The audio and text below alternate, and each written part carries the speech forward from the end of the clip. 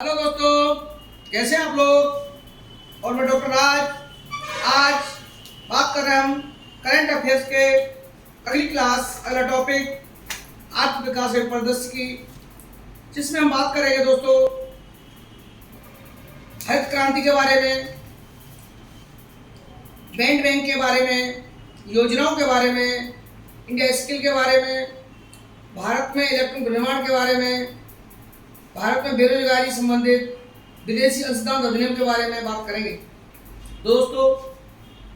इसके साथ ही मेरे चैनल को लाइक करिए, सब्सक्राइब करिए, शेयर करिए और हम शुरू करते हैं हरित क्रांति 2.0। हरित क्रांति 2.0 जनवरी 22 में आरबीआई द्वारा जारी किए गए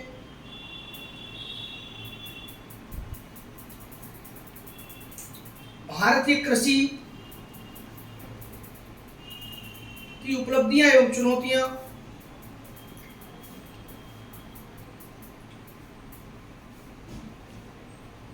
नामक आलेख में कहा गया है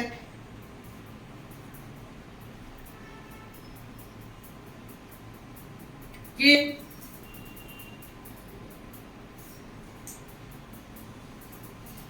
कृषि को अधिक जलवायु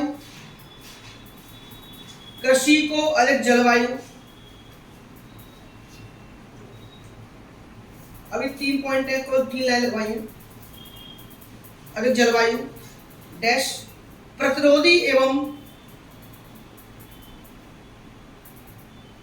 पर्यावरणीय रूप से धारणीय बनाने के लिए भारत को दूसरी हरित क्रांति 2.0 या दूसरी हरित क्रांति या 2.0 की आवश्यकता है। दूसरी हरित क्रांति की आवश्यकता है।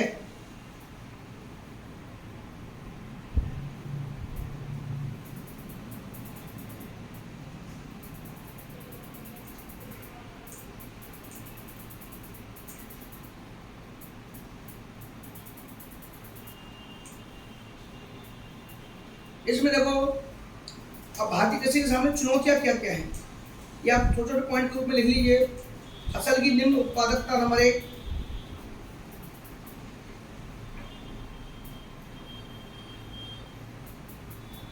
तो देखो मैं आपको बता दूं इसके बारे में, समझ लीजिए।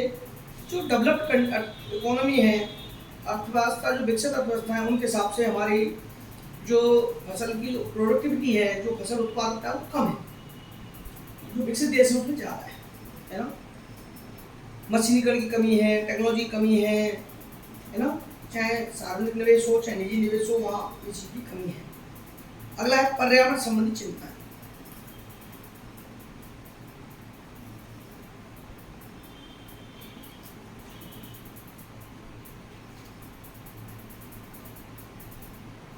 देखो, आप जानते हैं चावल हुआ, गेहूं हुआ, गन्ना हुआ, कुछ ऐसी फसलें हैं जिनमें जल की आवश्यकता अधिक होती है। इसमें फसलों में ज़्यादा जल यूज करने से भूस्तर में कमी आई है, जल के भूस्तर में। और इससे क्या है, मृदा के अंदर सैलिनिटी, नमक की मात्रा बढ़ती है, बंजर खेती बढ़ती है। बंजरीकरण को कम करना, जो मृदा का क्षरण हुआ है उसको, ये सब प्रदूषण, वायु प्रदूषण, तमाम प्रदूषणों की व्यवस्था आपके सामने आई है, वो इसकी अहम चुनौती है। अगली है खाद्य मुद्रास्फीति।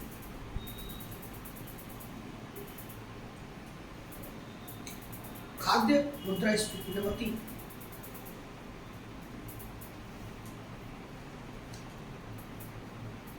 देखो, एक बात तो बताऊं आपको, किसान मेहनत करता है, फसल उगाता है, और देखो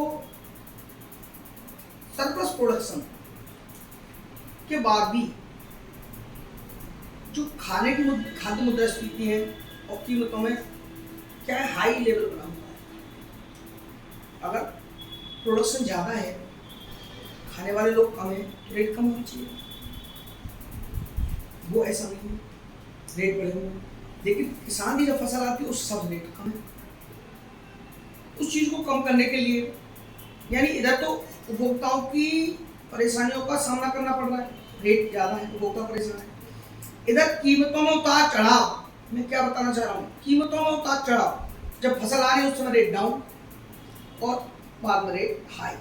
जो रेट किसानों के सामने ये बड़ी चुनौती है, इससे अस्थिरता पैदा होती है, किसानों के अंदर नेगेटिविटी आती है और इसके लिए जो बीच का जो व्यापारी वर्ग इस टाइप का है, जो माल स्टॉक करके किसानों से स्टॉक कर लेता है, इसको कंट्रोल करना है तो सरकार को इसके लिए नियम बनाना और या किसानों को सब्सिडी की व्यवस्था, जैसे अमेरिका में है सब्सिडी व्यवस्था करना, सब्सिडी में भी ईमानदारी सब्सिडी पहुँचे, सब्सिडी में भी खाद बीज पानी सारी सुविधाएं दें, जिससे किसानों को उससे पैसा लगा लागत बच जाए, जो फसल आए उसका किसान को मूल्य मिले। तो उस किसान को तो इधर हम सब्सिडी पूरी किसान को दे दें, जोत के आकार के हिसाब से हम किसान को बीज खाद पानी पेस्टिसाइड सारे मुहैया करा दें, तो क्या होगा, किसान की लागत बच जाएगी, उसको हम पैसा नहीं लगाना होगा और किसान जो फसल आएगी उसको बेचेगा मार्केट में, तो न्यूनतम समर्थन मूल्य के आधार बेच देगा ना आराम से, उसको निम्न रेट हाई रेट से तो नहीं रहेगा,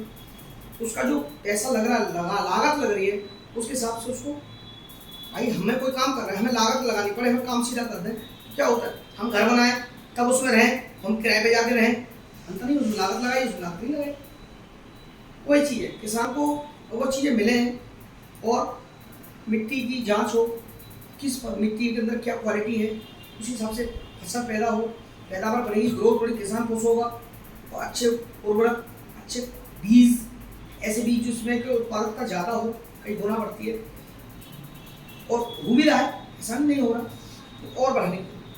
जैसे आप देखिए टमाटर के पेड़ पर पहले 10-15 टमाटर आगे छुपके, आज टमाटर के पेड़ पर टमाटर का पेड़ टेढ़ा पड़ जाता है लेकिन टमाटर आना बंद नहीं होता। ये क्या है, सब टेक्नोलॉजी का खेल है। तो इस टेक्नोलॉजी को बढ़ाना, किसानों की आय को जो निम्न स्तर उच्च स्तर लक्ष्य से कम करने की जरूरत होती है। आप समझ पा रहे हैं मेरी बात को? तो इसी बात के लिए ये कार्रवाई शुरू की गई। और एक पॉइंट लिख लीजिए,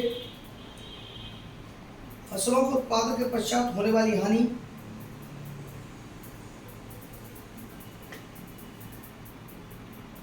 के प्रबंध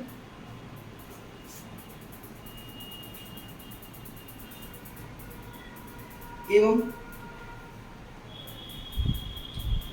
किसान उत्पादक संगठनों एफपीओ फार्मर प्रोड्यूसर ऑर्गेनाइजेशंस, किसान उत्पादक संगठनों के गठन के माध्यम से कृषि सहकारिता को बढ़ावा दिया जा सकता है। कृषि सहकारिता को बढ़ावा दिया जा सकता है। देखिए आपने देखा होगा, किसान बेचारा फसल पैदा करके खेत में रखता है, उसी दौर में क्या होता मालूम है, गर्मी के समय बिजली कड़क गई, फसल जल गई, राख हो गई अपनी फसल, उसके लिए बीमा योजना सुविधा करनी चाहिए। और आप देखते होंगे शॉर्ट सर्किट हो गया, बिजली के तार जले, खंभों में से आंधी आई, लाइट आ रही है, इस हिसाब से सरकार को सुविधा करनी चाहिए। खेतों में लाइन की सुविधाओं को सेट करना चाहिए या कुछ ऐसे सुविधा जाल वाल लगाना चाहिए या जो बिजली की सुविधा है उसको रोड इस हिसाब से करना चाहिए। कहने का मतलब सरकार को बहुत इसके लिए आगे आने की जरूरत है, किसानों की सिस्टम बढ़ाने के लिए। तो किसानों की क्षमताओं का दोहन अगर करना है, क्षमताओं को लेना है, प्राप्त करना है, you have to gain ability or qualities of farmers, then you have to give opportunities or help for farmers. So अगला है अरोमा मिशन के तहत बैंगनी क्रांति।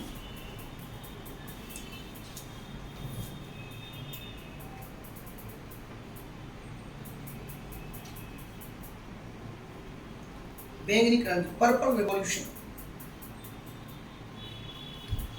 आपको अजीब सा नाम लग रहा होगा, चलिए। बैंगनी क्रांति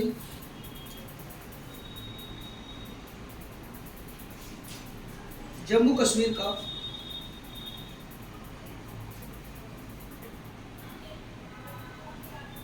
स्टार्टअप इंडिया में एक प्रमुख योगदान है।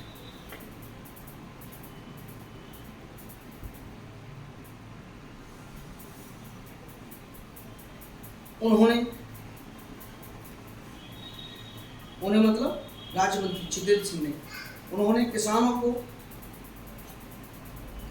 की आय को बढ़ाने के लिए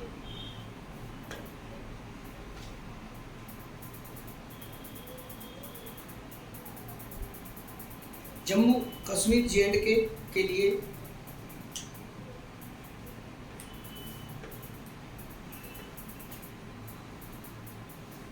एकीकृत अरोमा डेयरी उद्यमिता, इंटीग्रेटेड अरोमा डेयरी एंटरप्रेन्योरशिप, एकीकृत अरोमा डेयरी उद्यमिता, इंटीग्रेटेड अरोमा डेयरी एंटरप्रेन्योरशिप उद्यमिता का प्रस्ताव दिया है।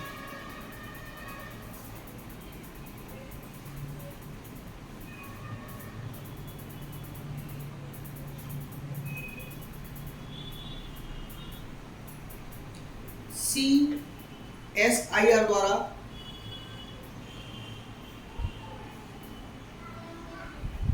इस मिशन को आरंभ किया जा चुका है।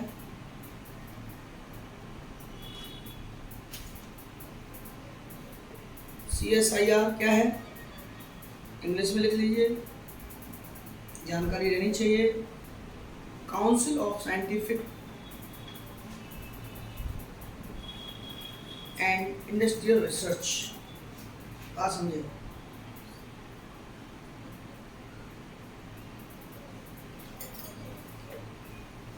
हाँ,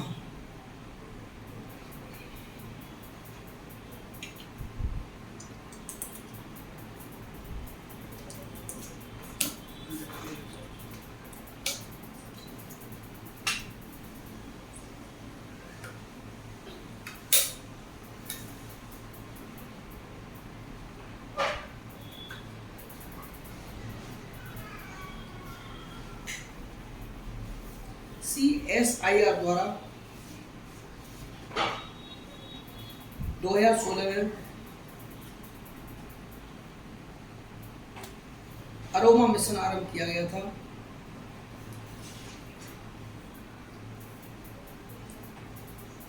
क्यों किया गया था? किसानों की आजीविका में सुधार हेतु।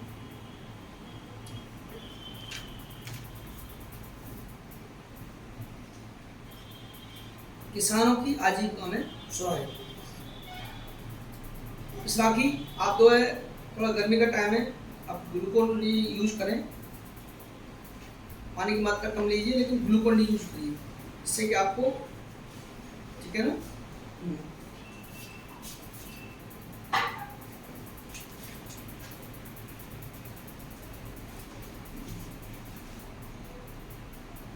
अरोमा मिशन अपनी तरह की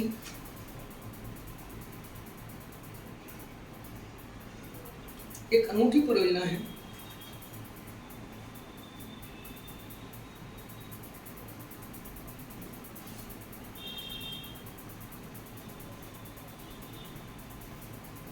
जिसके तहत किसानों एवं अन्य हितधारकों को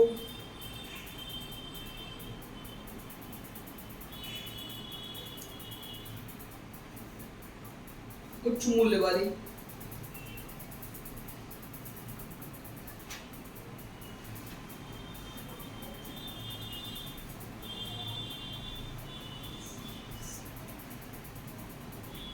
सुगंधित फसलों की खेती,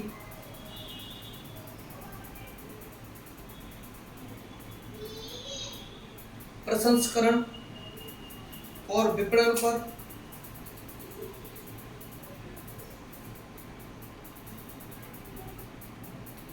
एक एंड टू एंड, एक END end to end technology तकनीक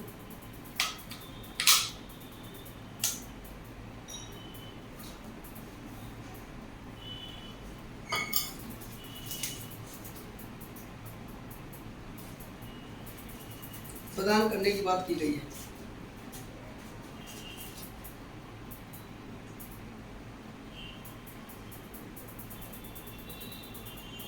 अरोमा मिशन की शुरुआत JNK से की गई थी।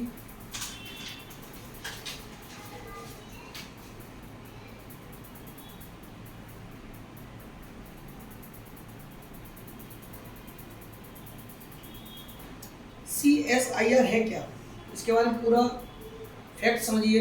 ECS या परीक्षाओं की PT फैक्ट रूप में आते हैं। CSIR है क्या, हिंदी में लिख लीजिए वैज्ञानिक तथा औद्योगिक अनुसंधान परिषद। इंग्लिश में लिखेंगे council of scientific and industrial research. वैज्ञानिक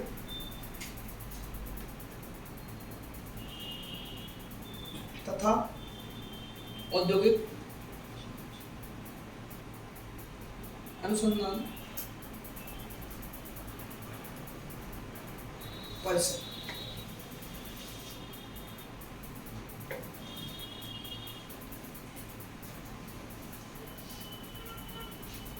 CSIR की स्थापना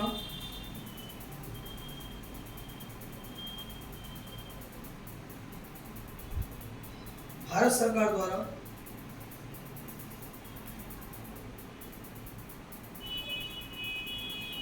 1942 में 1942 में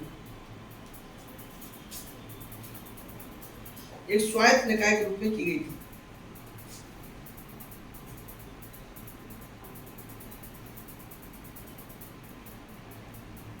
ये पंखा शोर कर रहा है ना? यस।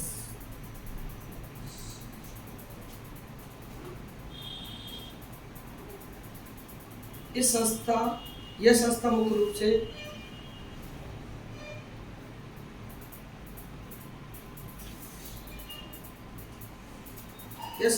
रूप से विज्ञान एवं प्रौद्योगिकी मंत्रालय द्वारा विज्ञान एवं प्रौद्योगिकी मंत्रालय द्वारा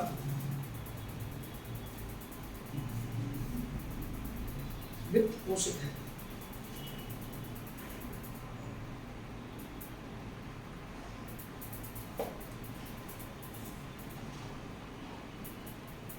अगला पॉइंट, यह सोसाइटी पंजीकरण अधिनियम, यह सोसाइटी पंजीकरण अधिनियम 1860 के माध्यम से 1860 के माध्यम से एक स्वायत्त निकाय के रूप में कार्य करता है।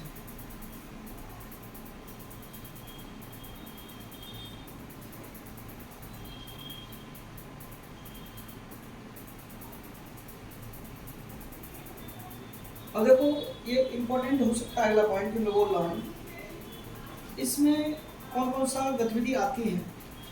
CSIR की अनुसंधान और विकास गतिविधियों में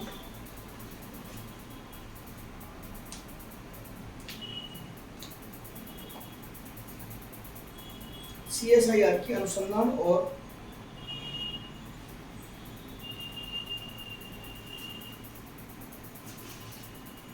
विकास गतिविधियों में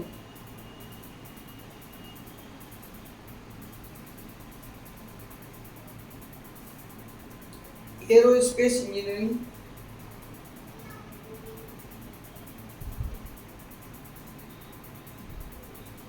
संरचनात्मक इंजीनियरिंग,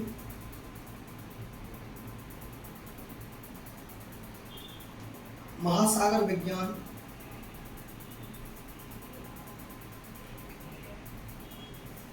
जीव विज्ञान, महासागर विज्ञान, जीव विज्ञान,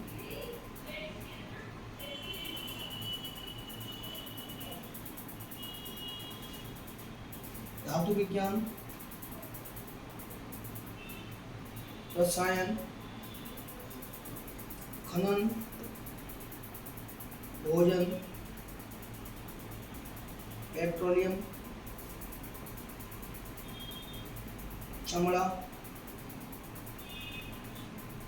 और पर्यावरण विज्ञान शामिल है।